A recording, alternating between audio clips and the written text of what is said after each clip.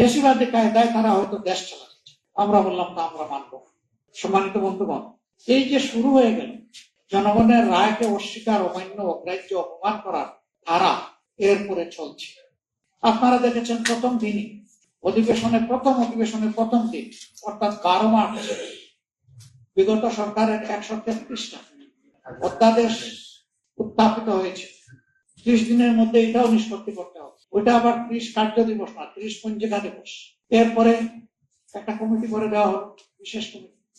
সেই কমিটিতে যাচাই বাছাই করে আমাদের যারা বিরোধী দলীয় প্রতিনিধি ছিলেন তারা বুঝতে পারলেন যে যে জায়গায় সংবিধানের বর্তমান অবস্থানকে পরিবর্তন করার জন্য অধ্যাদেশ জারি হয়েছে সেই জায়গাগুলো বিএনপি বদলাতে চায়, অর্থাৎ ওই জায়গাগুলো রেখে দিয়ে ফেসিবাদী কায়দায় তারা হয়তো দেশ চালাচ্ছে। আমাদের লোকেরা তখন নৌটক বিশেষ বা আপত্তি দিয়েছে।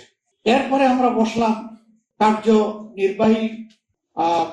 কার্য উপদেষ্টা কমিটির বৈঠকে বসলাম, স্পিকার সাহেবের সভাপতি। সেখানে কথা হলো, তারা চাইলেন যেগুলা তাদের পছন্দ না এগুলো ল্যাপস করে দেবো, আলোচনায় আনবে। আমরা বললাম তা আমরা মানব। 133টা সংসদে উত্থাপিত হয়েছে, এটা সংসদের প্রপার্টি, সংসদেই আলোচিত হবে। এরপরে তার ভাগ্যে যেটা হবে, আপনারা যদি যথাযথ যুক্তি আসার পরে ভোটারদের বলে কিছু করতে চান করবেন, জনগণ তখন দেখবে, বিচার করবে। কিন্তু সংসদের টেবিলে এটা আমরা কি দেখলাম, সেখানে আবার বলা হলো যে সময় তো কম। তখন স্পিকার সাহেব বললেন তাইলে আগামীকাল থেকে আমরা সকাল বিকাল অধিবেশন। বিরোধী দলের নেতা আপনি কি বলেন? আমি বললাম উই এগ্রি।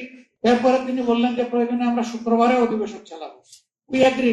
তিনি বললেন প্রয়োজনে রাত 12টা পর্যন্ত অধিবেশন চলবে, তবুও সবগুলো টেবিলে আসে। কিন্তু শেষ দিনে এসে দেখি না, সেখানে কাটছাট করে আমাদের সামনে যে আলোচ্য সূচি দেওয়া হয়েছে সেখানে একটা মাত্র বাকি, সেটা ছিল ধূমপান সংক্রান্ত বিষয়, আর নাই।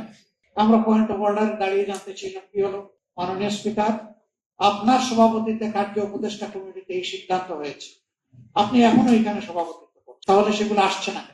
তখন তিনি ফ্লোরের দিকে তাকালে আইনমন্ত্রী আর স্বরাষ্ট্রমন্ত্রীর দ্বারা এটার জবাব দেওয়া